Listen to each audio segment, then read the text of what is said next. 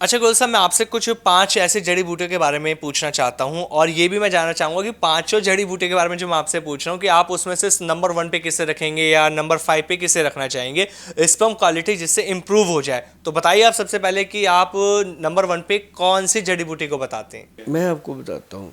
जी यदि सबसे बेहतर चीज़ लेनी है, 5 चीज़ें अगर आप मांग रहे हो, तो उसमें सबसे बेहतर चीज़ जो है वो है अश्वगंधा। जी सबसे ऊपर अश्वगंधा का नाम आएगा, फिर आएगा शतावर, जी फिर आएगा जी शिलाजीत, जी। फिर आएगा अच्छा। सफ़ेद मूसली, फिर आएगा कौच बीज। ये जो चीज़ें हैं ये अपने आप में एक मस्त जड़ी बूटियां हैं। उसके बाद फिर बहुत है।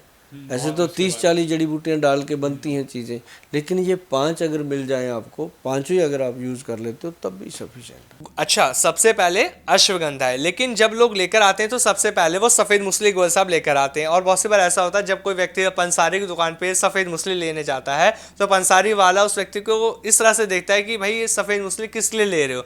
तो यही मैं आपसे जानना चाहता हूँ कि सफेद मूसली किन लोगों को लेनी चाहिए, किन्हें इनका सेवन करना चाहिए। सफ़ेद मूसली का जो है वो उनको कम खानी चाहिए जिनको कोई भी हार्ट डिसीज़ है, जी उनको कम खानी चाहिए। अदरवाइज़ हार्ट डिजीज़ वाले जो लोग हैं उनको अश्वगंध बहुत अच्छी रहती है, शतावर अच्छा रहता है, शिलाजीत ठीक रहती है, ये सारी चीज़ें ठीक है। किन लोगों को अश्वगंधा का सेवन नहीं करना अश्वगंधा चाहिए। सभी को खाना चाहिए, अच्छा। कोई ऐसा इंसान जी नहीं है जिसको नहीं खाना चाहिए, लेकिन मात्रा कम ज़्यादा हो और वैद्य की सलाह से लेना चाहिए कि हफ्ते में 2 दिन खाना है, रोज़ खाना है, चम्मच खाना है, आधा चम्मच खाना है।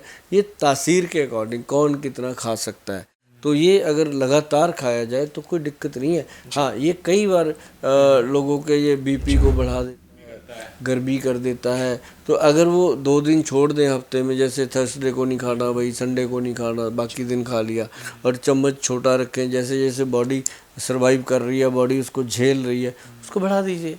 अच्छा, मतलब पहले कम से कम डोज से हमें शुरू करना चाहिए, उसके बाद धीरे धीरे हाँ हमें उस डोज को बढ़ाना चाहिए कि किस तरह से वो असर कर रहा है उसके हिसाब से हमें अपनी डोज को हाँ। बढ़ा देना चाहिए। अब जैसे कौच बीज है, वो आधा चम्मच ले ले, कोई दिक्कत नहीं है, उसने तो जाके अंदर ब्लड में से बीरिया को थिक करना है। लेकिन अश्वगंध जो है वो अपने नर्व सिस्टम को स्ट्रॉन्ग करता है, नाड़ी तंत्र को अब जैसे पार्किंसन के प्रॉब्लम होते हैं उनमें भी अश्वगंध ही है, सभी में दिया जाता गोयल साहब, शीला जीते क्या ये सप्त धातु को मजबूत करती है।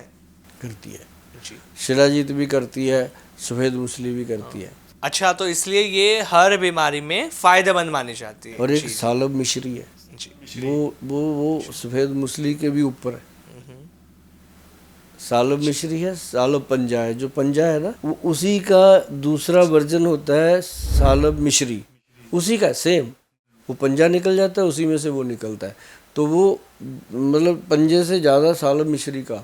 आप वीडियो देख रहे हो, आपने नुस्खे पूछे, मैंने बता दिए, आप डिस्कस करने के लायक हो गए कि आप जिस वैद्य के पास जाओ या पंसारी के पास जाओ, आपके पास इतने सवाल जवाब हो गए हैं कि आप बात कर सको। जी तो सामने वाले को पता चलेगा कि इसको नॉलेज है थोड़ी बहुत, तो आपको अच्छे से देगा।